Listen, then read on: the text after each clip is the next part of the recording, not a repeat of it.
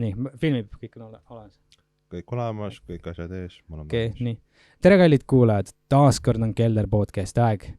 Seekordne saade on mingil moel siis Keldrile ajalooline. Nimelt see podcast on Keldril esimene podcast, mida peetakse inglise keeles. Tõsi. Ja, nii et... praegu on ka inglise keel. Täpselt. Nii et we're gonna jump into our English vibe and we're gonna talk in English. So bear with me, guys. I might make some stupid mistakes, but it's okay. We have Hans. Yes, I make stupider mistakes. No, I don't think so. So, yeah. Okay. So we've got Gately. Yes, and I'm Hans. You are Kelder, as everyone knows. And this is... Nevil. Hi, Nevil. Hi, Nevil. So we have a stupid question at first. What we do with every one here Beautiful. is what do you do and why are you here? I make people happy and I try to keep myself happy.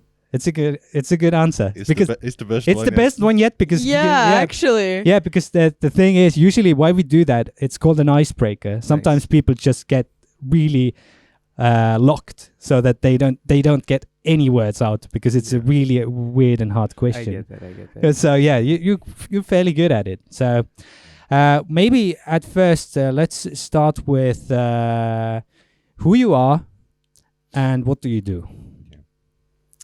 It took me 22 years to find out who I am, and I've created myself in a way that I do not want to be anybody else except myself. So that's who I am. Being happy, keeping people happy, and doing what I love, food. Nice. Yeah. Really nice. So I think Hans should start the convo because he knows you more than I do, and I'm going to jump into the boat. Well, yeah, you're very thin, so you don't look like you like food that much. I'm really thin. Yeah. Yo. At least you look so. You called me skinny. No, that's a compliment because my whole journey started when I was when my vegan journey started when I left India. I was 110 kilos. I'm 115. But you are tall, so you are skinny compared to you are good. You are good weight, you know. You're like, but for my height, I was 110, and then I switched my diet to eating clean, no processed, no sugar, no nothing. And then it took me 6 months of just changing what I ate, and I dropped down to 62. Amazing. So that's pretty heavy. I was 160 at one time. Wow. Yeah. That's crazy. I mean, I've fought with overweight as well. So definitely. Like I think every one of us has in some way. So not her though. No, I've always been skinny. You're the way around. Yeah, I hardly gain weight. Mm-hmm. I could eat like 3 men eat every day, like full blown 7 meals. Yes. He fed me. But it's really hard to gain weight, and it's actually the opposite problem. Mm-hmm. But gym, it helps really. Yeah, that's good. So actually, one thing first, we need to do one thing. Sorry, the thing is, our lovely viewers, so you know, Gately is back again. So like, why is she back? The thing is, she is the good reason why he is here, and she knows him more than we do, and she introduced him to Hans, and then Hans introduced me to Nevil. So yes, that's cleared. That's cleared. So everyone knows what's going on. Yeah. So who's going to jump into the questions? I have a few. So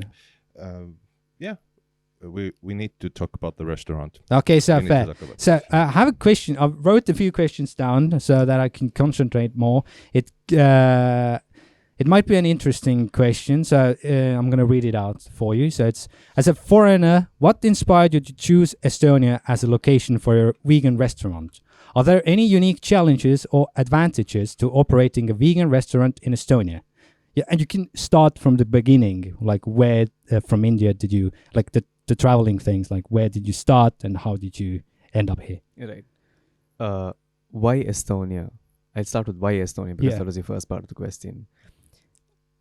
My dad wanted to move to the Baltics, to the Scandinavian region, especially Estonia, when he was young. Really? Yes. But since that time was different, that time was different, family, work, things caught up and he couldn't. And I always, I grew up listening to Estonia and like, you have to come to the Baltics. This region is like medieval, but they're so futuristic and forest and they're so tech savvy and they're like really kind people and like all this. And then I grew up listening to this so much that when I created this opportunity in my life, which took me like 13 years to make by myself, I just took it. I made it. I didn't take anything. I made it. It's immense. It's inspiring. You made it. You literally made it. It's inspiring. It's really. I made it an opportunity for myself. Yeah.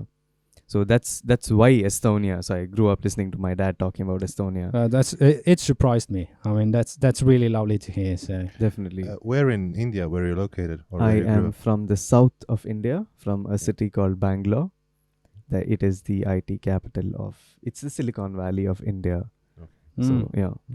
So it's maybe a really personal question, but were you well off there? Like, Well, India is so big. There is well off is completely different. But yeah, we are not. come bad. on, we're in Estonia. It's We don't know shit. Right. But yeah, we have had as a family, we have had different times. Mm-hmm. I've seen both perspectives, and right now we are not bad. Oh, that's good. That's We are not bad. Yeah. It's really good to hear. It's just that, like, for me, well, the thing is, it's really hard to talk about these things because we have so many cultural differences. I get that. And poor for someone might be rich for another person. So I don't know. But I've used to growing up. I had times also where I had to eat, like mashed potatoes, but with this powder. Like you I use get that and you eat noodles and Yes. with my father. At good times, you had the milk. And the bad times, you had the water mix, Yeah, exactly. You used to use water all the time.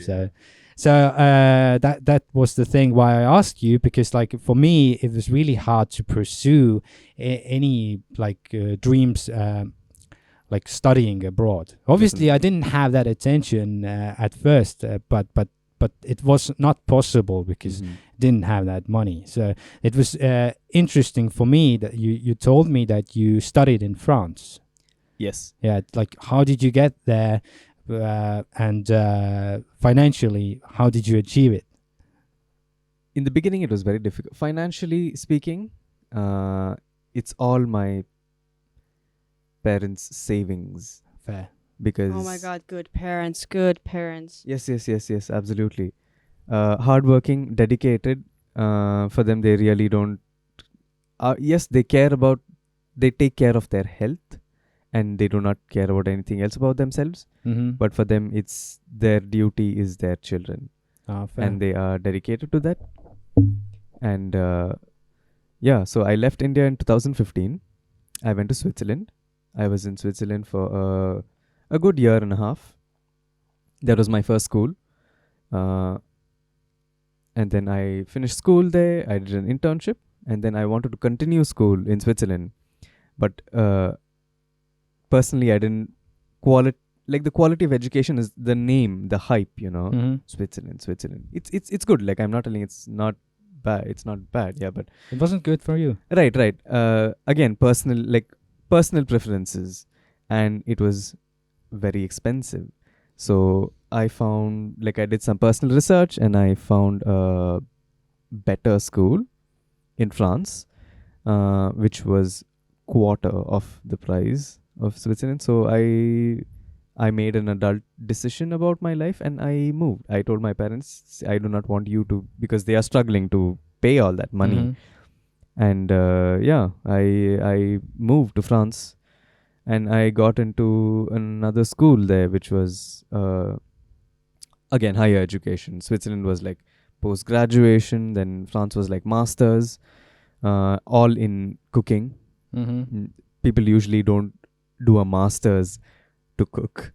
But being from India, you have to go through these things to be able to build an opportunity to have what any regular person here can have, easy access. Mm-hmm. Mm-hmm.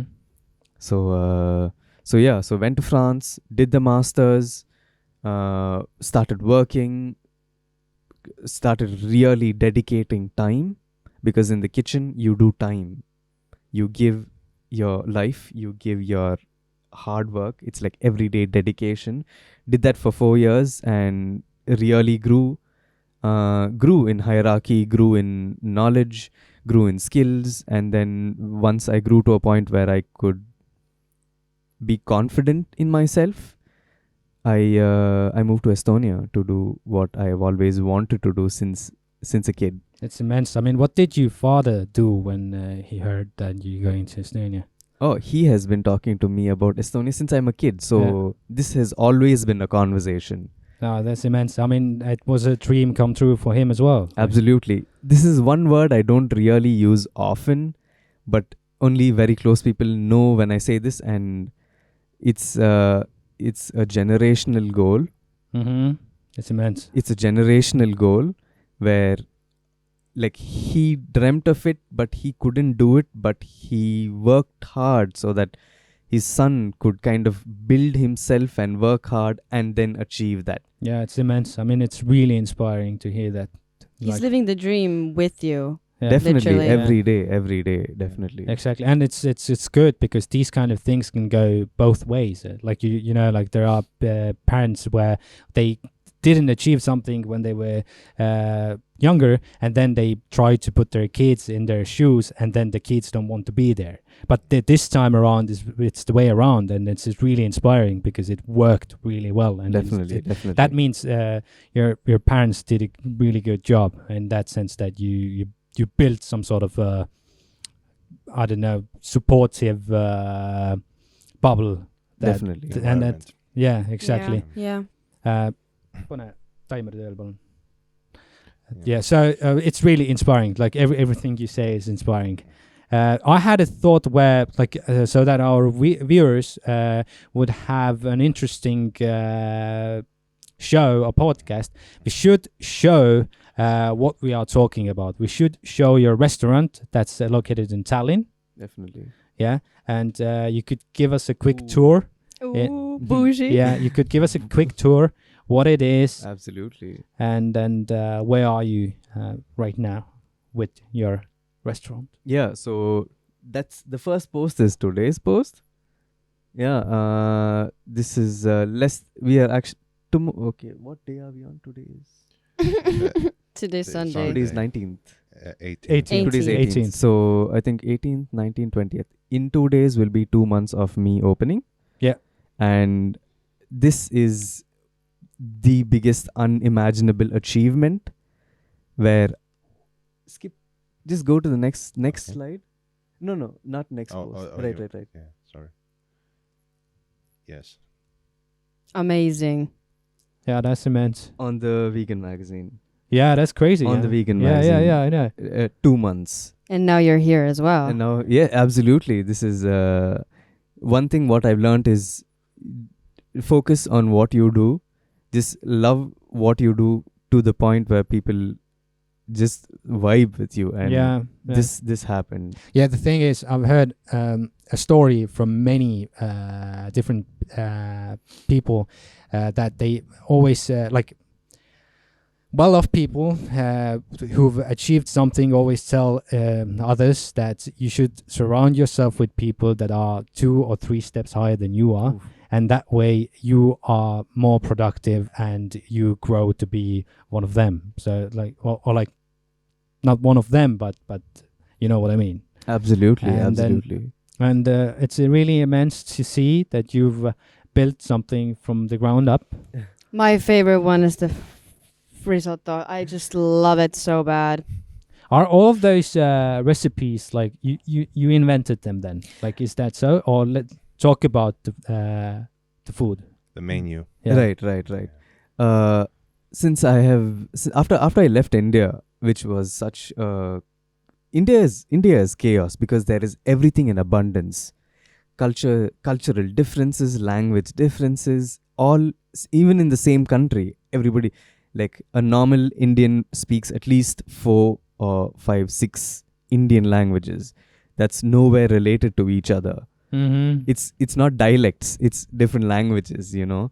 But that's where my whole appreciation for differences started.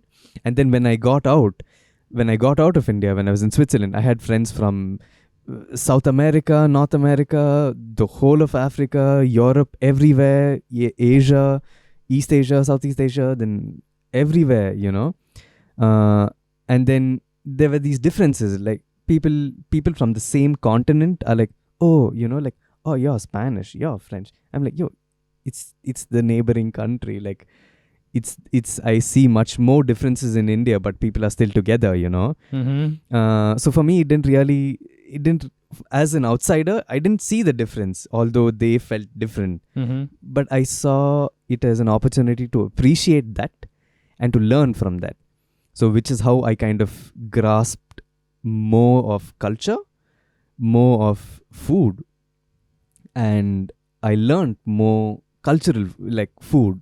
So that's what I do. Like every day I make, like my menu is a small menu. I don't have a big menu so that I can change it. It's smart. Very seasonal, extremely seasonal. You are walking around anywhere, even here in Parno. I don't know if there are lilacs blooming, and there are lilacs all over my plate. Because in Thailand right now there's lilacs everywhere. So we just go outside where it's not too polluted, not in the city center, and then pick lilacs so that we can use it on the plates. And very seasonal. Each dish is from a different country, which is very culturally inclusive to give everybody a safe space and everybody being recognized, because I've seen so much differences that I don't see it anymore in a way. Like everybody has to be equally appreciated for who they are and where they come from. So I have a lot of South American dishes, African dishes, Asian, everywhere. It's immense. I mean, there are so many questions that I got from that answer. So I don't know where to start, but I have one that is, like you said, you had friends from different sides of the world. Definitely. Like, how was it? How did you guys, did you exchange recipes, or like, did you like play around with these kind of things? Or since we are all chefs, we all cook together. Yeah. So each one brings their own vibe and brings their own upbringing and secrets and things like that. Again, it's right, exactly. So you kind of learn and you share and you that's really immense. I mean, it's basically, I can compare it with our thing, what we are doing with, like, when you go and see other musicians, and then you find different ways and perspectives how to see things and how to do things, and then you try to adapt those skills and put them inside your own thing. Absolutely. And then it's really inspiring. It's I would never think about that food might inspire me that way to like even to like make something right now. I would like to compose something because I'm hearing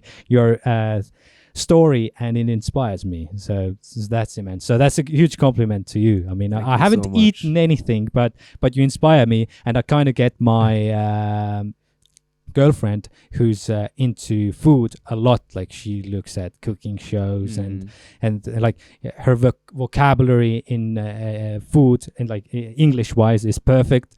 I don't get a lot of those like things when they, like, someone says certain things that this should be called this. I'm like, what is that? And so forth. So like caviar, like. Yeah. Well, I get that, but there are other things that, like, for me, it's like just like science. So yeah, we definitely need to visit you there, because like my girlfriend works in Tallinn, so like I'm there. So calm down, let the booze. Yeah, need to visit you. Please. Yeah, it's really immense. So I have another question, and then I'm gonna let those guys talk. It's a thing. It seems it's a running thing with me that I don't let the other people talk. It's good. You're asking all the questions I Okay. want anyway. Yeah. Okay. That's good. But let's see. I had a question, and now I'm losing it. It's a typical habit of mine. If I keep on talking, then I lose questions. But I'm trying to get back to the thing. So you 2 months ago you started your restaurant in Tallinn. Yes. Basically, you've achieved already immense things. I mean, it's really awesome that like cover and then that like basically that interview or what you call that when they An article. magazine. Magazine, yeah, an the article. article, Yes, yeah, article. about it. So you talked about picking flowers and your food is seasonal. How many people do you have in your like team? Like you're not alone, I think. I'm definitely not alone. I have two amazingly dedicated boys. One Silver is my restaurant manager and Romet is my sous chef. So I have both these boys dedicated, always supporting me by my side since we met. And they are new to the industry. They are new to the restaurant world, and they have a little experience.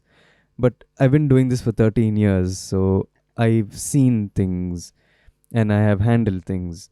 But they always respect that, and we really work. We work amazing. And that's good. That's really good to hear. I We mean, work amazing. They adapt really quickly. Absolutely. it's really interesting. Just to imagine being in their shoes. I mean, you are an inspiring person, so I think working with you inspires them, and at the same time, you're that humble that at the same time their like respect towards you inspires you. Kind Absolutely. of Absolutely. feels Yes. that way. Yes.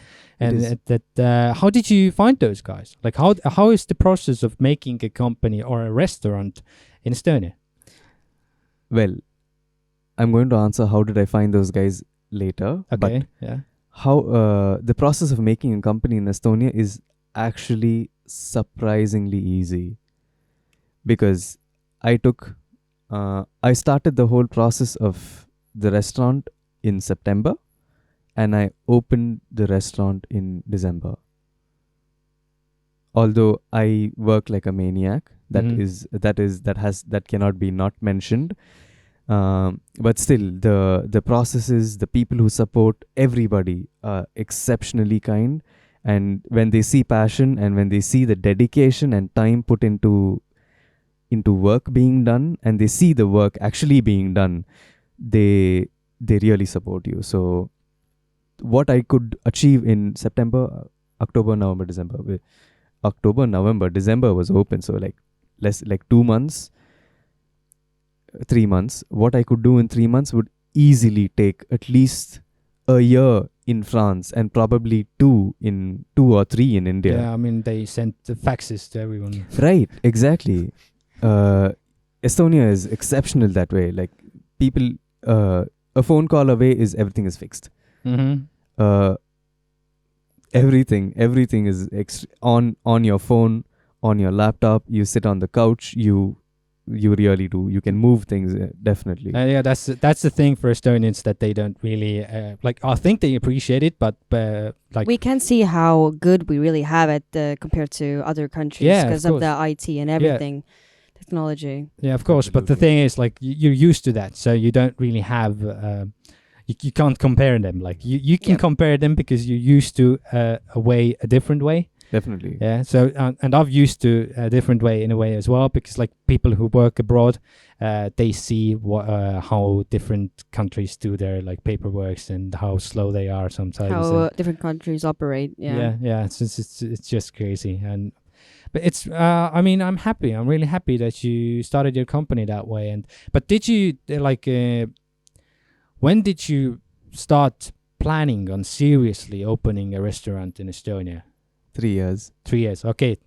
you're a businessman then. That's Yes. good, because I wanted to know that, because me as a company owner as well, it's I've been flirting with that idea for a while, and then like obviously you're afraid as well. So Definitely. like what is going to happen, but you need to embrace it, and you just like my way of doing thing is you just need to jump into it, and then you start. The more you fear it, that time is the right time to jump. Yeah, exactly. Yeah. So This is the kind of people I have around me. This is the kind of people I have around me. Oh, that's good. Extremely motivating. that's good. That's really good to hear. So I have plenty of questions, but let's. Leave There's Hans one with a few question questions. unanswered. How did you find Silver and Romet? Oh yeah. So when I the brudas. The brudas. Dobra does. So I moved to Estonia again, taking baby steps, not wanting to. Moving from one country to another country is a big step to anybody. Huge. Exactly. Moving from one foreign country to another foreign country is different. So when I moved from France to Estonia, I was like, you know what? I'm going to take things slow. I'm new here. I do not know anybody in the country. I do not know anything about the country. So I'm just going to get a job, look around, see how things are going, see how business works here, and then probably like in 6 months or a year, open a restaurant or start something like that, start a business, you know. But then when I moved here, I was looking for jobs, and then I went to one particular restaurant where they were working, and I was there for almost a month. Working there, but again, since I am from France, my style of kitchen work is very military designed, because that's France. That's why they are like one of the best in culinary, like in cooking. But since again, the vibe there was very different style of work, and You got a culture shock at that. no, not really culture shock, because I've been living in different kinds of cultures. So no culture shock, just work style shock in a way. Yeah, I get you. Right. Because when you see, when you actually see what you can do and what you are doing doesn't match, I don't want to waste time, because already moving from one country to another country is huge. Mm-hmm. I didn't want to waste time. So I was like, you know what? This is not for me.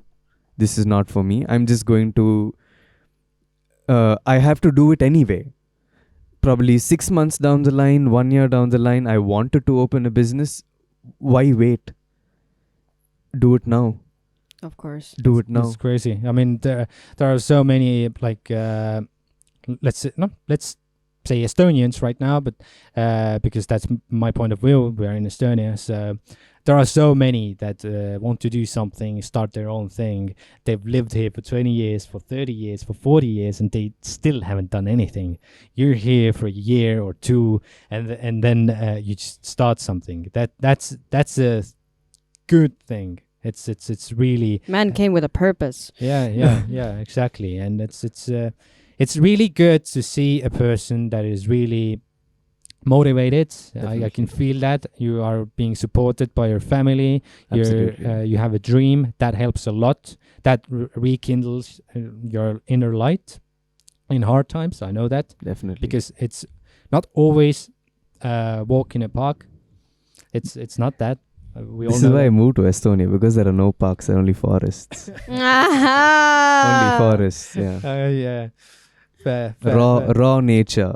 Fair. But as a fellow company owner, obviously, actually, I have it a lot easier than you. And you, I mean, because I don't really have to own like rent or own a place where to do my business. I'm doing it all at home office. But as a fellow company owner, I would love to ask you, like, how did you get your funds? Did you like at first, like, because you were studying, obviously, where did you get the money? Like, did your parents help you, or did you put money aside while studying, or like how did it? happen? I put money aside while I was studying, yes, but that money got over in probably 1 month after I moved to Estonia. Jesus. Estonia is expensive. Expensive. Yes. Yeah, yes. but you were in Switzerland. Right. But yes. The money I had saved up was 3 years of vacation money, because while I was in Switzerland, I didn't take vacation for 3 years. Okay, I get So that. all the paid vacation was one check, Yeah. and that got over pretty quick in Estonia. Jesus Christ. But the main funding are my parents again. Wow. Yeah. Thank you, Nevil's Yes. parents. Yes. It's- Absolutely. Well, it's really immense. I mean, it's the thing is, I don't know how it is in your country, but I'm fairly used to here in Estonia that I've actually made a joke with a good friend of mine, where like I think 60%, that's my thought, 60% of Estonian families are just together, if you know what I mean. It's Right. sorry that I said it that way. Mats. But Yes. it's kind Yeah. of like that because it is really a blessing if your parents are that supportive. Definitely. like we do have support. Don't get me wrong. There Yeah, are we plenty do. of families as well that. But it's a small percentage of Yeah, exactly. families Because that do that. you're used to seeing families that are just like they Broken support. up. Yeah, they're broken up. They support you, but they don't support you with their heart. Like you, like They're that- just kind of there, you know. Yeah, exactly. Yeah. They are there, but they don't really do that much. And They don't really see the dream. I think that's the main Yeah, thing. I think that's true. That's true. They would. Because the world changes so fast, but they Yeah. they can't really adapt it with it or something like that. Because Yeah. your parents are amazing. Yeah, I mean that's the thing. Maybe that they are concentrated. They're fixed about one dream, and they do everything for that dream. They don't Definitely. drift off from that dream. Yes. I think yes, that's the difference. Like, It's mostly like a corporate job pinched thing here. Because if you kind of don't have a corporate job, your parents are thinking like, oh, I don't know about the music, about the Instagram, blah exactly. blah blah. You know. Of course, there are families are. and parents that do support, and like obviously, but it's just the thing that a lot of people with whom you talk with, usually the percentage is higher, where they just like they are there, but they don't really. The broken families. Yeah, a lot of broken families, basically. Yeah, so Right. that's really To hear that is like, you, Yeah. my boy, are blessed. Yeah. And Definitely I'm blessed. vocalizing that for a reason. I'm doing Mhm. that because it seems like you're a really smart guy in that sense, that you constantly like check like where you're from, what you're doing, and maybe that way you're not getting Carried away. carried away. Exactly. Definitely. Yeah. You check on people as well. You check on me a lot, and I'm Blessed. grateful for that. Me too. We have some really amazing people around us, constantly supporting each other, because not everybody is sunshine all the time. So when you have some sunshine, you shine it on somebody else who needs it. It's a vibe. Mm-hmm. Absolutely. And it's immense. But do you like living here in Estonia? Do you have any particular like stories to tell, like good ones and bad ones? Anything. To be honest, I've never had a bad story till now. That's Really? Absolutely. Yes. Yeah. Well, that's legal. Well, that's legal You stuff. don't have to. Yeah. I get it. Right. Yeah. But again, even that, people are just doing their duty. People are being concerned for their people. Yeah. The people who take care of things are keeping their own people in best interest. Yeah. And that's it. I'm a foreigner here, and there are some things that I have to go through to prove myself worthy of being here. And so I think everybody is doing their It just came into my mind that it goes to another conversation, but David Benton, right? And like Cece's dad, and Donald Padar won the Eurovision 2001, right? Yes. And everybody was happy that David Benton was there, and everybody was like really appreciative of the win and everything. And then the government announced that he will never get the legal documents made in Estonia to be an actual citizen still. And it bit my brain for a while, really. And it's really like it shows how some countries, they take in people, but they don't make them their own, kind of. They really hold together because, well, Estonia is a small country. I get that, but it is what it is, right? Yeah, I mean, I don't know. It's basic. I think in general, it's a problem where it's just some people are more lucky than others. Like because we have plenty of stories where people have actually got the nationality fairly quickly. So that was the article about 2001. I don't know how it's now. I haven't asked, you know. Yeah, of course. I mean, those times were different, obviously. But when I heard it, I was like, why? The man won the Eurovision for us, like with Tanel Padar, right? Yeah, why not? Yeah. Well, I think those times were completely different. Yeah, I mean, of course. And that's the reason why his father didn't come here before. No, that wasn't the reason, but yeah. Not yet. Yeah. But actually, I have a few questions written down that match with the things you spoke about before. And I need to find it. Where is it? You spoke about like incorporating different cultural aspects into your food. Yes. What specific aspects of Estonian culture and cuisine have you incorporated into your vegan restaurant menu? Have you any? I haven't yet. Okay, but you're at the works. Right. That's the thing. Since I am new here, I didn't want to... I'm new here, you know, so it's like, new guy trying to do something that already exists and is good enough. So I didn't want to like get into something that already exists here and not make it good enough or not make it your own. Right. Exactly. So that would kind of be disrespectful to the people here if I try to, you know... I know what you mean. Yeah. It's a really good answer. That means you actually thought it through. Definitely. But I made leva soup. Okay. Oh, hell yeah. And that was... when I love bread. Yeah. I love bread. Somebody was talking to me about bread soup. And I was like, what? Bread soup? Okay, wow, this is new to me. Like, I've never heard of bread soup. No, it's a dessert. It's a what? Bread and soup and dessert. I have to know this. I really want to know what this is. And then I heard of it on Thursday and I made it on Saturday. Fair. I mean, that's awesome because I have a story about leva soup. Nice. It's I have a childhood memory, a bad one, where it's actually one of the cuisines that I really hate because it used to be in kindergarten where they used to serve us that, and I couldn't eat it. I had to eat the whole thing. And I don't know how you guys have it, but in Estonia, we grew up with this thing that, at least I grew up with it, in kindergarten and at home, that you had to finish your plate, even if you didn't like it. Right. It had to be empty. Yes. So I had to stuff that shit in. Yes. I almost threw up many times because of that, and they put raisins in there as well.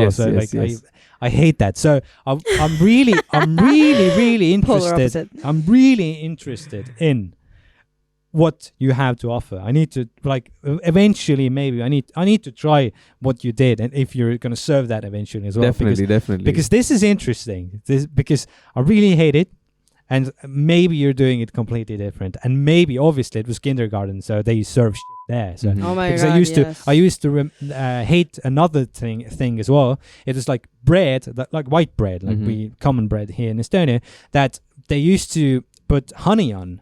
Wow. Yeah, just honey. And the bread itself would be dry as Okay. And I hated that. Oh, I didn't like that either. The other one was, we call it camel spit. Right. Like, it's not camel spit, but it's a cacao pudding, basically, like a giselle typing. Yeah. But we had to finish that as well, and it wasn't good at all. this is one thing I believe in. When somebody tells me, you know what, I don't like this or I don't like that, probably you didn't eat it right. Mm-hmm. Probably it was not prepared right. Exactly. So this is the exact same thing what I did with leva soup. I made the leva soup like a mousse, and the sour cream like a cheesecake. In between that, Oh, that's good. That's and interesting. then the raisins, I made it into a gel. Ooh. And I had like really crispy toasted black bread on top. Okay, That's good. that That's oh quite my god, good. that's cuisine. I mean, that's really interesting. I mean, like that's because I look. Obviously, my girlfriend is looking at a lot of shows, as I told you, and then different like chefs and things. And it's the thing you're describing is something that I'm used to in that sense. Right. That those details, and it's really immense to sit next to someone that is so fixed in details. Absolutely. Because I'm fixed at details as well. So Hans knows that I'm a person that always looks into a lot of details. It's really interesting to see someone putting that energy into food. Definitely. Yeah, so I really would love to eat that. It's because you made it good already. By describing it. It always you know what I mean? sounds good already. Yeah. Yes. So, I was surprised because when I heard this, I was like, oh, you know what? I want to try it. Where can I go eat it? They were like, oh, you have to go to probably a school. I'm not going near a school, yeah. But talking about yeah, you shouldn't do that. Yeah. I mean, now I have that picture in my head, but no, actually, even Hans should do that. Hans is yeah. Like maybe Caitlin, we could do that because we like kind of I blend in. Yeah, without makeup. I'll blend in right now. In sense, we blend in, but Hans wouldn't blend in either, so he would look strange as well. So yeah, but going back to like memories and childhood memories and food, what was your memory, like a good or bad memory that you can remember, the most early, like furthest away, or earliest memory? I don't know how you say that. Right. That is with regards to food. Regards to food. Yeah. The kitchen was always my safe space because my mom was in the kitchen most of the time. When she was at home, when she was working, like I was at school, she used to go to work, come back, and then I used to spend my time with her. And my dad used to come later in the evening and then spend time together. But yes, I spent a lot of time with my mom, and I was always this kid where I want to be useful around people. So I used to be with her, whatever the job, like whatever it was, wash potatoes or like cut onion, simple, like, just be with her, spend time with her, help her. And then once my dad comes back home and he used to join us, like everybody's tired, but still, we put that last little effort to like take care of food so that we all can sit together and eat. And then that's how I started. That's how the kitchen started becoming my safe space with my mom and like my family, and that's how I started growing up. That's into that. That's lovely. Do you have any particular cuisines learned from your mother or father that you really love to this day? You mean dishes? Dishes. Sorry, dishes. That's good. Well, most of my time in India, I was meat eater. So till I left India in 2015, I used to eat meat every day. That's why I was 110. But most of the things they cook is either meat or South Indian food is very, very is really flavorful, and everything you make is everything my mom made was really nice. So yeah. Okay, that's I have actually a really good question came out of it. When you studied in France, obviously you didn't do only vegan food. No, not at all. How did you struggle with it? Or like did you was it hard for you preparing meat while you've been eating meat before and now you've stopped eating meat, as I think? Yes. So I haven't eaten meat. How is that relationship with meat and like preparing it for other people? Right. For me, my personal choices will not affect my career because this is a craft. This is skill based, and you have to go through certain steps to learn these skills. It's like going to the gym. You have to do all these things to finally end up 8 months later pumping 220 or something. You have to go through these skills. So working with meat was skill development, and like you perfect your cooking temperatures, timing. You can't really just be absent minded. You have to be like 100 with 12 things happening around you, like at least 12 hours every day, like 12 to 13 hours a day. There are like 7 things happening around you, and everything has to be like 100. Otherwise, if you screw up one, then everything will go. So meat was since I'm in France, pork and beef for breakfast is otherwise. But was it like not the fumes, but the smell of the meat and things? Did they like do something with you? I mean, I could only imagine stop eating meat, and then you're a vegetarian for a year or 2 or 3, right. And then you feel that smell of meat, and Yeah. it makes you like drool maybe or something. Do you have those urges? Like, do you sometimes feel like I would love to take a bite of that steak? Right.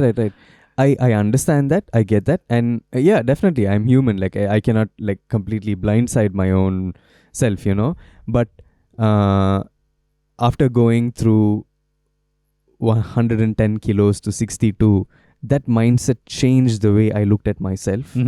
That changed the way I valued myself as a person. So I know I have eaten a lot, and I'm happy now. So I do not need that to be a happiness factor. So I'm like, yeah, I've eaten that.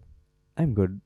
Oh, that's interesting. Yeah. That's a good point of view. I mean, you constantly have to look back at where Definitely. you were and where you are now, because Every day. it tends to be that people who struggle a lot and are depressed are people that are living, like for me it seems so, that are living just in the now moment, and they don't look back in some particular places deep inside them where they can like see the difference, what you've achieved already, and what it depends on the person, actually. Of course, but there are people that tend to do that a lot, like where they just they do see the future, but they don't look what they've achieved. Yeah. Okay, I get that. Yeah. But it's better to go on with your life, and the past has already happened. Yeah, of course. anyway, But in that sense, what he does is really good. It's just you should look at certain things like back and like appreciate the little appreciate things. those things and analyze those things and take something from the past as well. Definitely. That's my way of doing things as well. Not dwell on the past, but learn from the past. Yeah, Exactly. Beautiful. Yeah. Yeah. So Hans, do you have Yes. some good questions? Obviously you have. Only bad ones. I love bad questions. Yeah. It's lovely to see you two click. I knew immediately that was Thank you so So, much. appreciate that. I've really enjoyed this. So, how do you view food making? Do you think it's highly creative or not? I think it's highly creative. Correct. It is creativity every day. For me personally, it's very meditative, because when you are in that state, you are flowing. Everything is just like everything you see, you grasp and you interpret, which is why I hang around with extremely vibrant people who are creative in their own aspects, doing completely different things which I have never imagined, which I could never. Sound engineering, filmmaking, performance artists, visual artists, and so many things like that. I do not understand it, but I can interpret it. Mm-hmm. You get inspired by it. Definitely. And yes, food making is a very is a very creative. I agree. The reason why I'm asking is because I'm a musician, Definitely. and I know that you can make music and not be creative at all. There Wow. are different aspects. I know where he's going. That's a good question. Wow. I mean, you can be. I was a cook once, but to me that wasn't creative because I had a certain menu and I had to do a certain thing. It was like a job. It was like taking one thing and putting it over there. Definitely. Yes. So I didn't have like a creative outlet. So I know you can make music in the same way. If you have a certain guideline, then you just need to do certain things in order to achieve that. There's no creativeness at all. So that's why I asked that question. So for you, it's highly creative and highly meditative. Absolutely. Have you always loved cooking? Did you know immediately that that was the right field for you? Cooking was always like the kitchen, and cooking was my meditation and safe space. But when I was younger, I wanted to get into architecture school. Ooh. Yes, I wanted to get into architecture school, but that involves a lot. That involves a lot of that is only mathematics. I know. I'm really bad at math, and I used to have a childhood dream as well. Right. To be an architect. Yeah, Beautiful. I was there as well. Yeah. So I was dreaming about like doing a lot, and I knew that when I learned that when I went to school, I learned that I was really bad at math, and I was more into the creative Absolutely. ways. Yeah. So. But yeah, I mean, that's funny because we used to have, still to this day, I have that exact piano at home that my mom used to own, and now it's like mine. Wow. And it's funny that we just like, we keep on searching all the time. Like, I think it's really, how can I describe it? It's the quicker you find your purpose, the better, I think. But it's not the end. If you find a purpose when you're 50 or 60, it's also good. Definitely. So it's because I know people who've like searched and searched and searched for a like field where they are good at and where they feel good at. Because the thing is, you don't need to necessarily be good in something at first. Like at the really like the beginning, but you need to feel good when you're doing it. You're like you need to have some sort of a feeling. That I think is the thing that kindles the light, so to speak. Absolutely. So because like the thing is, I've been in like let's say for instance, I have a sister. She's 40 something. I'm 29, getting 30 on the 28th of June. So. She's been in, I think, 2 or 3 places at work. She's been in one company for more than 20 plus years. Wow. Yeah, she's grown in there. But I've been in like 30 or 40 different places, always searching for something. Although I've had music by my side all the time, but I didn't find a way to earn money with it. Obviously I did, but not in that... magnitude. Not livable. Not livable. Yeah. So and I'm actually struggling with it right now, but I'm now like on the boat, and I'm trying to, because like as I said, I have this audio visual solutions. I'm not only a videographer, I do music as well. I compose music for short movies as well. Haven't done a real movie yet, but short movies I've done, so need to hook up with you as well to show you some things as well. Absolutely. Maybe we can work something out together as well, because it's a lovely thing what you have there, and I'm a videographer. Maybe we can do something together. Absolutely. But that's in the future. So let's talk about how is it that you can like let's start the question this way, because it's what is it, Saturday or Sunday? It's Sunday. Sunday, yeah, me with days as well. So it's a Sunday. So let's talk about opening hours at your restaurant. Yes. When are you open? When are you closed? I'm open from Tuesday to Saturday. Okay. Tuesday to Friday we do lunch because of the office people around us, people who go have regular jobs, I guess, Yeah. who go to the offices. And since we are located in Tatari district, there are a lot of offices. Oh, good. So we do lunch for the office going people. Every day lunch, something fresh like this. Every day I come to work and lunch is I just walk around, see what we have, and I make something. Oh, that's good. That's and it looks and tastes magic. It seems like, at least here in Pärnu, I don't know in Tallinn, but it seems like restaurants really like they need those people who come and order food at lunchtimes. Like it's a good what's the word, like standing point, or it's a good thing if you achieve that, your restaurant or company is afloat. Is that true? It's like the clientele wise. Well, we started off as dinner. Yeah. When I opened the restaurant, I used to do only dinner. Yeah. Dinner is Tuesday to Saturday, and we used to do only dinner. So a lot of people are still learning that we are doing lunch. Mm-hmm. So we have a few people, we have a few regulars for lunch, but lunch is not that crazy yet. Okay. It is getting because the sun is out and it's beautiful now even now here in Pärnu, it's beautiful. In Tallinn, it's beautiful. So a lot of people during lunch, and dinners are getting busy. Dinners are getting busy, but very, very slowly. Okay, fair. Yeah. It's interesting. I mean, obviously, It's if you still study, 2 months. It's still yeah, 2 months. yeah, Right, obviously, right. yeah. But But come on, Absolutely. it's a very big achievement. it is. Absolutely. How was like particular this place over there? Like not like the restaurant you have, not Yes. not that table. Is how hard was it to find a place like this? The restaurant. Yeah. This is so funny. This is why I love how the universe works.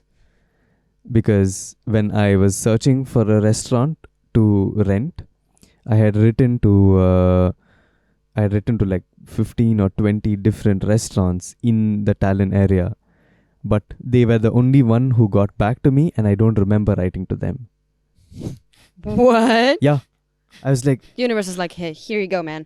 right. No, because I spent almost like I spent like a couple of weeks like going everywhere, talking to so many people, writing emails, because I dedicated all my time to doing this one thing, restaurant.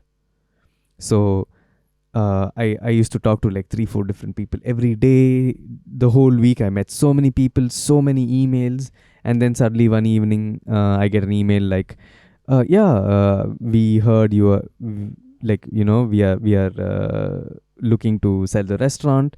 Are you interested? And I look at the email, I'm like, who is this? And then I saw it was like, that's why I love Tallinn, you can walk anywhere. And I was like, okay, this is walkable. Okay, I just go there for dinner. It was a Japanese restaurant. And then I really loved the place because the building is traditional Estonian limestone building. And it's in a very quiet neighborhood in the center of the city. So And it's really immense. I mean, that's maybe someone like referred you. Maybe I have no clue how that happened. Maybe they saw you were looking. Yeah. Definitely. Maybe yeah. Or, yeah, Word of mouth. somebody, yeah. Maybe someone just Yes, told yes, that. yes.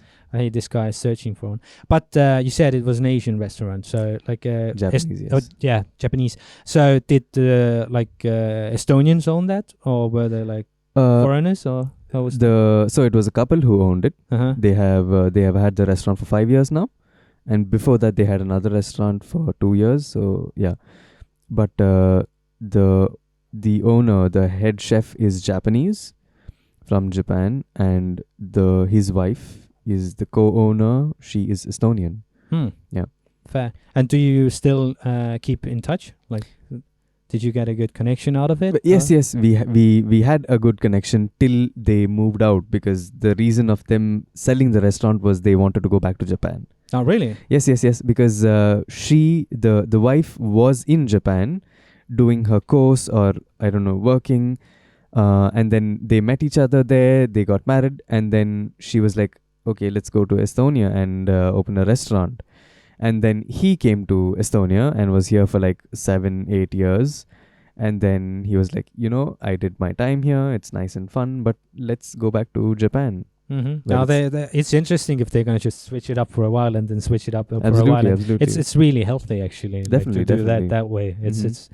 It's a good starting point for a really good relationship. Definitely. You see both sides. Yeah, exactly. Both cultures. Exactly. So, but talking about relationships and friends and so forth, how is it living abroad? I mean, how often do you see your family? Well, I was forced to see my family a few months ago. Yeah, right.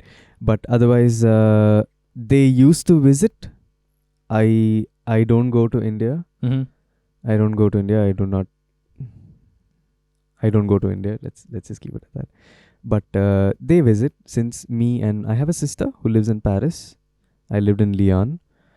So they took that as an opportunity to travel also and visit us every Christmas. But since 2020 since 2020 and all the magic happened, everything became more strict. So they haven't visited since then. But after that they did, but then they could not after that, because everybody, my parents and everybody were focused on my parents. It's just my parents were focused on me opening the restaurant. That takes a lot of finances. Yeah, of course. While they traveling. support you completely. Definitely. I mean, it's a good thing that you do. So it's again, I think I've told it many times. It's inspiring. It's really inspiring. But regarding COVID, because it was a interesting time. I mean, how can I say this? It's I can't say it that way. I can say that later. I'm gonna try to say it differently. Basically, something happened, and then suddenly COVID vanished. So. Vanished. Yeah. It came like this and it vanished. So basically, how did COVID affect you? And I mean, your industry, cooking.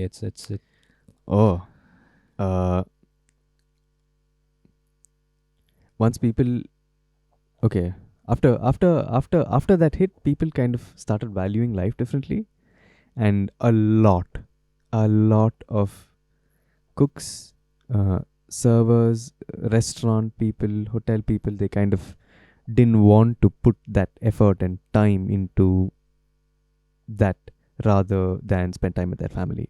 So a lot of people quit the industry. The restaurant industry was very badly hit because of all the rules and regulations, and then people kind of started seeing how delicate their job can be, while you can actually get another job, probably working how Estonia, a lot of people in Estonia are with a laptop and digital nomads, that was the word I was looking at. Digital nomads, you still do a lot of work, except it's on your laptop, but you can spend time with your family, and that became a priority. Family became a priority. And after the whole 2020-21 magic happened, people started prioritizing their life and their family, and a lot of people quit the industry. Crazy. Yeah. But it's a good time to rebuild. I mean, definitely. Competition I went think down a lot little. of families discovered that what is really special to them. Yes. About the COVID, because otherwise they're just work, that. Everybody's everything's fast, everything moves fast. Just to take a step back and realize how precious life really is. Absolutely. You can lose things out without even knowing it. And actually, I'm gonna go back to your 110 story. So basically, my question is, why did it happen? Why? Not why were you overweight, but why suddenly you thought that I'm gonna change for the better? And why vegetarian? India, because again, all this is me getting out of India. Because in India, like, I have family, I have bigger family, society, neighbors, school telling you what to do. Everybody kind of like influencing your life. Parents kind of guiding you and supporting you in a way, but there's family trying to like, guide you again, but probably you don't vibe with any of that. And then school is like being forceful, or I don't know, life overwhelming, a lot of different guidances from different angles, and you kind of lose out on who you are. Yeah, I get that. You kind of don't even know who you are. So till I left India in 2015, I was like probably 22 or 23. I didn't know who I was at all. I didn't even know who I was, what I wanted to be, aim, nothing. I was just existing I was so oversaturated with everybody else's be this and be that and do this and do that. I had no idea who I was. So when I got out, I was alone. I lived alone. I still live alone. No influences. Nobody to tell you what to do. Nobody to tell you do this, do that, eat this, be this, think this. Zero. It's you alone, looking you and the person in the mirror. That's it. You can lie to anybody else, but not the person in the mirror. You can, So when that happened, I had to choose. I had to be an adult, start learning how to be one. And then I told myself that this is an opportunity that I've got to either make something out of, or break it and go back to India. And when I left India, I promised myself I'll never go back. Yeah, I know that feeling. I know that feeling. I get that. I promised myself I'll never go back. So when I got out, I was like, you know what? It's now or never. What's the first thing that will make you a better person? To feel good. And how can I feel good? Is to at least feel physically good. We'll take care of the mental part later. Yeah, exactly. But, I mean, they go hand to hand. They basically. But they go to hand in hand. Yeah. So, definitely. So that's what motivated me to like, you know what? I all these years of being overweight didn't really, zero confidence, zero belief, self-belief, zero self, nothing. Yeah, but that's the funny thing. I mean, I remember when I started gaining a lot of weight. But the thing, I was a child then. I was still in school. I think it was, let's see, when I was 7, we went to school. At 10, my parents divorced, and then I started gaining weight. I know that. That's the stress. And but the thing is that for years, I didn't think that I was overweight, because my mother, when I was asking her, like, what's going on? Like, why are they picking on me? Like, it's I don't get it. And she said, it's not that bad. It's not that bad. It's not that bad. But you are not living the life. But the thing is, like she said, it's not that bad. And I always thought, because my mother said it was not that bad, I didn't really think I was that overweight. But like 15 years later, when I looked at those pictures, I was like, Jesus, I was fat. Yeah. But I don't know how it was for you, but I was huge. Yo. I was huge. But I mean, you should see the picture of how I was when I was a small child. Right. But no, like I was like a fucking hamster. But and I didn't have anything in my mouth. So basically, so I mean, it was crazy, and I was really in self-denial. I didn't see a problem there. So like for me it was this way, but I could imagine for you, you always looked at yourself maybe, and you told yourself it's bad. And like, right. It's not only about me telling myself. Everybody around you is like, you are overweight. You are overweight. Yeah, I know I'm overweight. Yeah, I know that. Like, I can see myself. Right, and that stresses you even more. That lowers your confidence even more. Yeah. And the only thing you can, like, I went to seek some kind of happiness was food. Yeah. So it was like, be happy, okay, food. But food is bad because I'm gaining weight. But then I started learning how to make better choices in a way that what do I need to do? I need to eat to be happy? Cool, I will eat. But what am I eating? Mm-hmm. I just tweaked that. I just tweaked a little what I am eating, and I made the drop. No processed food, I just completely cleaned out my diet. Mm-hmm. It's Yeah. really... That is discipline. Yeah, of course. It seems like you're really disciplined because you said you live by your own. You don't let other thoughts get into you. You're constantly like being with yourself, and being with yourself can be a struggle. I mean, like mentally. I mean, like I have this saying where you can be your best mate and you can be your worst enemy. Absolutely. I know that for a fact, because I've always struggled with it. It's like when I achieve something or I do another project, I feel great. When I start the project, I feel that I'm the worst. Why do I do The this? self-criticism. Yeah, why do I do this? There are better people around who can do it much better than I can. Then I struggle with it. I do it. It's done. Then I obsessively look at what I've done. I grow from that. Then I feel happy again. Then I start another project. I feel like I'm nobody.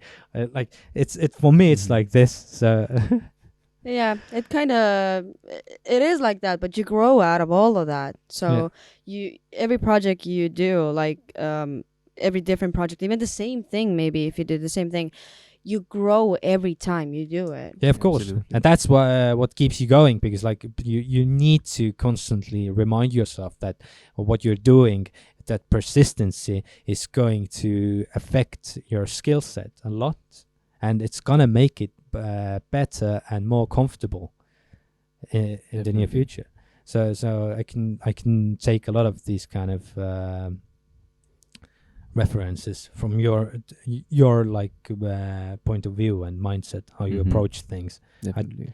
So it's really inspiring, and it's really good to know that foreigners find something immense here in Estonia. It's a funny running. It's really joke, surprising, actually. Yeah. But it's for to us, Estonians. 'cause But yeah, it's 'cause we're just for foreigners. Estonians. But because foreigners really like this Yeah, place. So- yeah, exactly. And obviously, if you go somewhere, I mean, like I just went to Hungary a while ago with my girlfriend, and I mean, it was immense. Like Budapest, like it was immense. It was really inspiring. Everything was inspiring. A few weeks before that, we went to Berlin.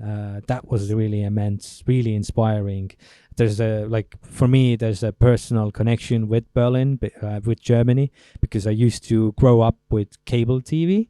When I was small, we didn't have internet. I had cable. So, and there were like German TV shows there.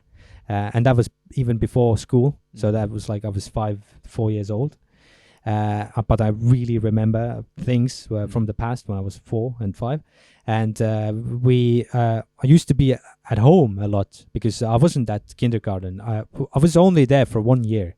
And then I went to school. But the others were like for many years in kindergarten. But I was at home alone. They let me be, yeah. So, and I used to, from 8 in the morning to 5 o'clock, my mom was away. My father was working as well, but he was working late. So, and we had like this RTL 2. It's my God, I love that. Yeah, and Pro7. And, logo T. I mean, it was not logo. It was a something with logo as well. It's a German one. Yeah, and Kid there, shows and there's like Pro7, RTL. I grew up with that. I grew up with these. I grew up with Dragon Ball Z, but Germans dub everything. Everything. Right. It's in German. So I learned German from there, and I was really good at it. It was really immense. It was the thing is, like, they dub everything, even movies. So for a while I thought Arnold Schwarzenegger, not Arnold Schwarzenegger, but because he's Austrian. Yes. But basically, like everyone else, Sylvester Stallone, that he's German, and like because everyone spoke fluent German. Right. The dub is like world class there. Wow. Like they really do a good job. So I thought every famous Hollywood actress or actor was German. And it didn't help that my mother spoke and speaks to this day German. So even before going to kindergarten, I started speaking in German. So I went to kindergarten and I spoke German. So it was really immense for me to go to Berlin. My girlfriend did that on purpose, so because I've never visited Germany, and she did that as a Christmas present for me. Wow. And we went there, and I could speak in German with Germans. And It's really hard when you get there. You're just like really you get blocked first. You try to speak it. You're just like what are the words? but when you're there and when you got on the plane and get to Estonia again, then you're just like, fuck, I remember everything. Yeah, I remember everything. But for me, it was really interesting that we had these kind of situations where you just we had like 2 minutes till the train left from like the airport to Berlin. It's like 30 minutes of a drive, and we didn't understand how to get on the train, and there were some natives there. And I asked them in German just immediately that like, sorry, my English, sorry, my German is bad. Could you speak English? And he like took his hand, put it on my shoulder, and said, they were like fairly old people there, and he said to me in German, "I don't need to." I was really struck by it. I was like, that was my first convo there, and I was like, I had 2 minutes left, really in a hurry, and he said like, then I was like, okay, my German is rusty, but I tried to, and then I explained everything in German. It just came from me. Because I'm an anxious person, usually I overthink a lot and then I fuck up everything. The more you speak, the more it comes. You have to put yourself out there, really. And but the funny thing is, for us Estonians, what I noticed was that because we've been occupied by the Russians, by the Germans, and so forth and so on, it's fairly easy for Germans to think that you're German. So for me, everywhere we went with my girlfriend, places where a lot of tourists are, you saw the tourists sat down next to you. They started to speak in English immediately, not even a hi in German.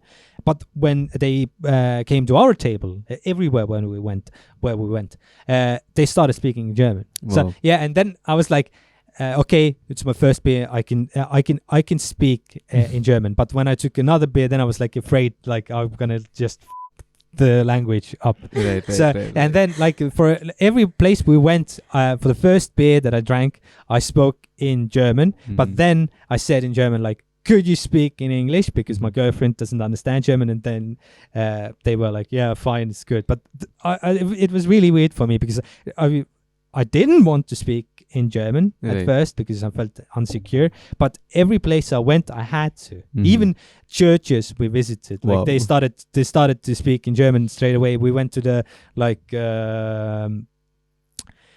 whatever that's called in English, I can't remember, the place where they show German film history, like a museum or something like that, and they started to speak in German immediately. So but why I'm talking about it, I don't know yet anymore. But the thing, why I talk about it, I think is that I would love to ask you, because obviously, don't get me wrong, it's not something racism about or something like that. I don't. But the thing is, you struck out here. So how is it? How are the interactions for you here in Estonia? Like when you came here, you interact with people.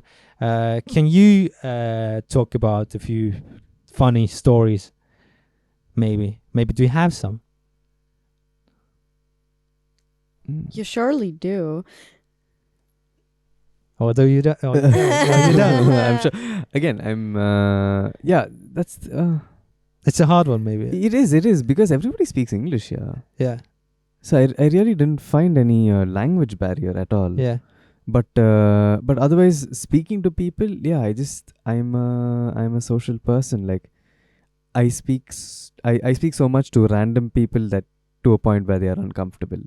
but that's the thing. Like, I've done that as well. Right. That's me. I break the ice. They see that the ice is broken, and then they are like, probably I can continue the conversation now, and then they start. Yeah. So that's good. Do you do that? The thing is, it's an interesting thing because there are a mixture of Estonians that like that and that don't like that. I saw that as well when I was traveling abroad. That in Germany and Budapest, for example, they tend to always talk with you in a restaurant while you, like, when you eat, then they come to you and ask you, like, Yes, how yes, is the yes, food? Do you like it? And they are more open about those things. But Estonians tend to feel mixed feelings about it. There Mhm. are Estonians who really like that, appreciate that, and there are Estonians like, leave me alone. Yes. How do you how can I say it, like, do your like thing in your restaurant? Do you approach people? This is a very good question, because this is one of our biggest differentiators in our restaurant. I have been exposed, and I have worked directly, indirectly with chefs, with restaurants, and in the level where each guest has their own waiter, to a level where you sit down on a table, it's white tablecloths, silverware,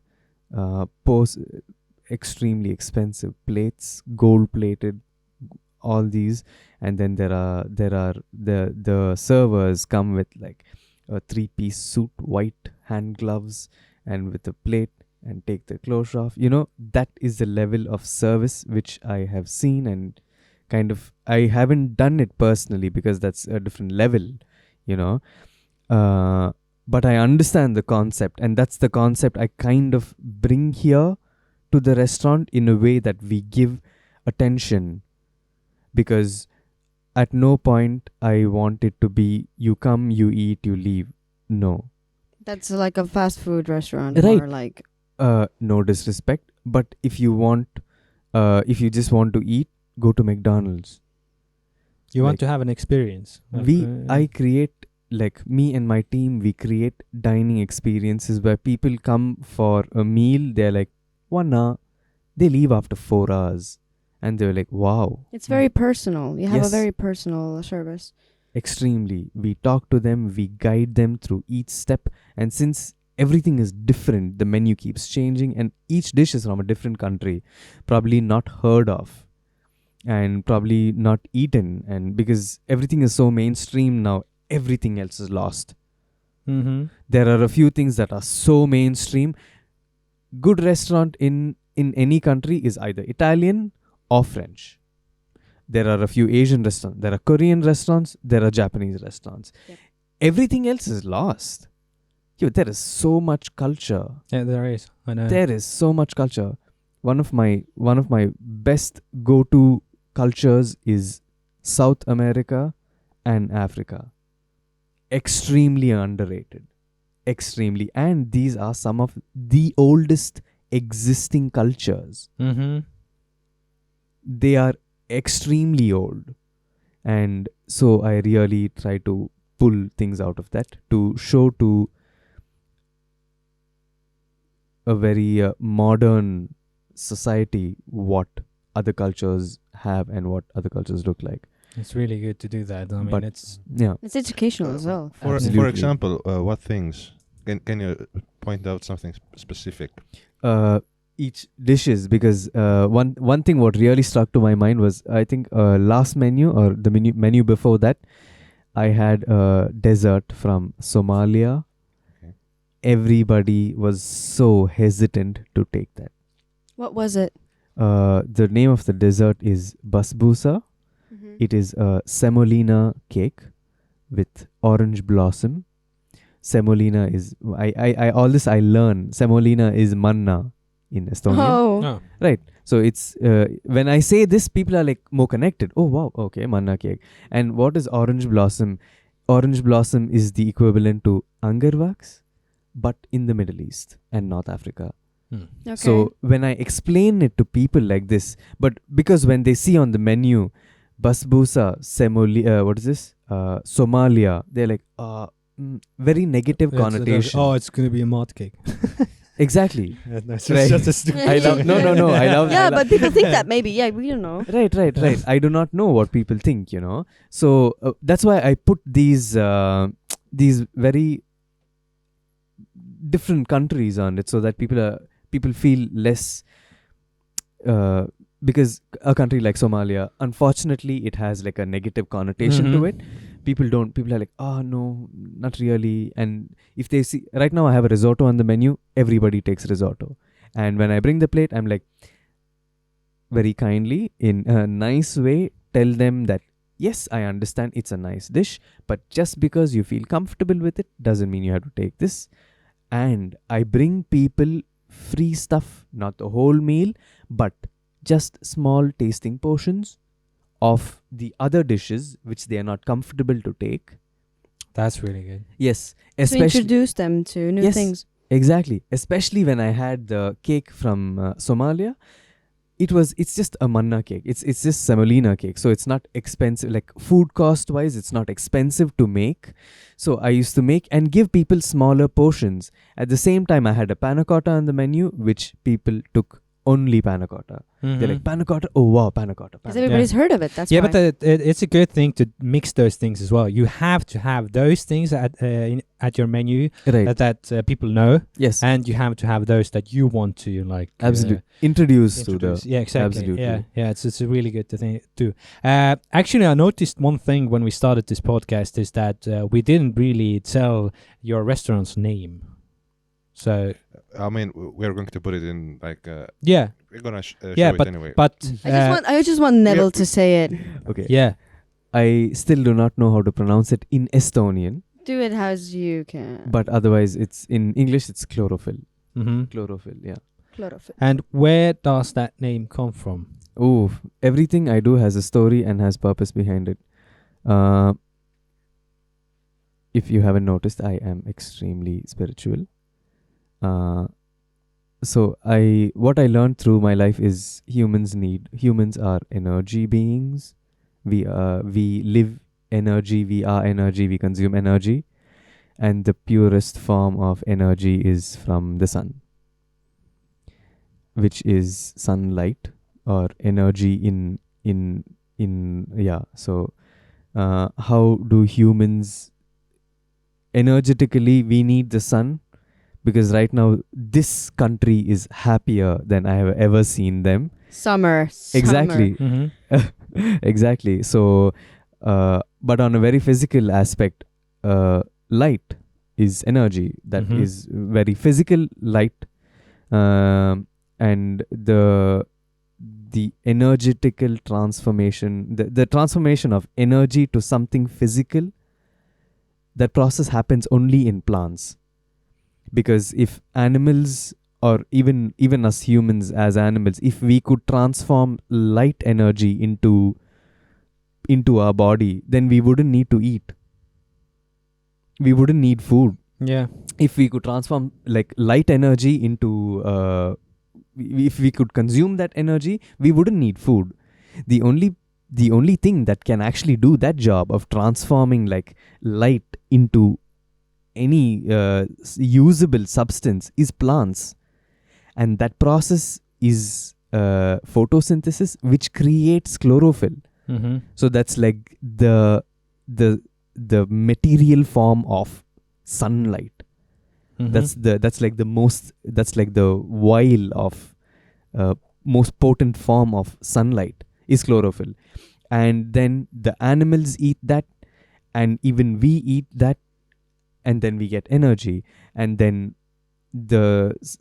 a few people eat animals because animals have eaten that and transformed that as secondary energy, and then we eat that as secondary energy. That's the reason why we eat animals. Because yes, we need protein, and we need all the other minerals and vitamins and all this, but the ones we get it from animals is they don't produce anything. Yep. Because they are like us. They get it from grass. Mm-hmm. Like when you see a huge, I don't know, like 7-foot bear that is like so huge, like that thing eats like a gorilla, which is like 2 tons of pressure, weight, force, and like energy. Like he eats like bamboo shoots. Berries, whatever. Right. So which is part of my research when I did my masters of what humans are originally designed to eat. That's really interesting. Yeah, Yes. I've heard of it as well. That's really Because interesting. we are not like we should actually eat more plant-based meals because it actually activates the happy hormones more as well, and it's actually very, very, very good for your body. Definitely. Because a lot of people eat meat, and some people can't really like. Digest. They don't wanna. I can't digest meat that well as well, but it's a really good source of everything. It's for your health. Yeah, actually. but going back to that name, Chlorophyll, yeah, yes. it's really interesting. Mhm. The thing is, before I started this podcast Mhm. and before we met, obviously Hans showed me the restaurant, and I looked at it. So I went to Instagram, and obviously the foods, like the menu, talked a different story, but not that kind of a strong story that you personally are Mhm. delivering right now. Right. And I mean, this is an interesting experience because now I really am interested in Definitely. what you're doing, what Definitely. are you offering, and that this kind of energy should be somehow recorded. Obviously, we're doing it at this podcast, but Mhm. obviously, not everyone is gonna look at it this way and this Definitely. deeply and then come to your restaurant. But Yes, yes. somehow this energy needs to be delivered to Mhm. your potential clientele. Like, Yes. I mean, because this makes your food mean something. Mhm. Stand out. Yeah, stand out because, as you said as well, you are a detailed person and you pay a lot of attention to detail Definitely. and energy, and even the name now rings a bell more. Mhm. It all comes together, and that's really lovely. And maybe you're already doing those kind of things, and you're like educating your clientele. Obviously, you're doing it by telling these stories, and you need to Every keep, day. and you need to keep on going because I think that's the way to change a lot in this industry. Our perception of food, Society Exactly. as well. Exactly. our perception of food experience. Yes. Everything yes. doesn't have to be like McDonald's. Yes, absolutely, absolutely. Which is Yeah. why I in the restaurant I serve every table. I cook. I do the prep, and then I have my sous chef helping me during service. But every table I personally serve because I want to connect with everybody in my own way, you know. Otherwise, I am the storyteller. I am the story. Yes, you are. I am the story. I am the storyteller. I have a restaurant, but I am the restaurant. You are the restaurant. I am the restaurant. So I want to make The this restaurant connect- is you. Yeah, keep on going. I That's- mean, that's- keep on so- going, and Yes. I hopefully think there might be a good friendship going on here as well. Because I'm definitely going to talk with you more because Thank you so much. I really appreciate what you've offered. So and you seem to be a really generous guy. Thank you so much. And usually when I get fed up with this kind of good energy, it's always something meaningful. So Mhm. I appreciate that. So You're a true artist. I Oof, hope yes, I you are. hope you know how rare you are. yes. You are literally very rare. Well, this I'm not used to taking compliments, but thank you very Get much. used to it. You're gonna Thank get you a very lot of much. those. So Thank you It's, very it's much. been 2 months and you've achieved a lot, and you have achieved many things despite your circumstances. exactly. So you must appreciate yourself. Definitely. Yeah, you're Thank you so much. really immense. So the thing is, obviously we're doing this kind of a podcast where we try to like not be that long. So I think I'm just gonna We are keep that about- as a I'm gonna give you basically just a reminder that maybe approximately we're gonna do another 20 minutes maximum. So this is why I would love to talk about like obviously everything means a lot. Mhm. But maybe the potential viewers that would love to visit your restaurant, Yes. maybe you have something to tell, like something I don't know, like for an introvert maybe who doesn't really, I don't know, is scared to come there, or like you know there are a lot of different kinds of people. So because yeah, so maybe you can make it easier for them. So I get this. When you mention introvert, I get this because I have been one. I am one still at times, but when it comes to professional, I am no barrier, ready to attack kind of a person. One thing I have to tell everybody, especially when you said introvert, is this space what I have built with people, with myself, with a lot of people around me, is built on love, is a very safe space, mentally, emotionally, and very spiritual. It's not a restaurant. It is a restaurant on a business perspective. But personally, and with the people around me, this is not a restaurant. This is safe space.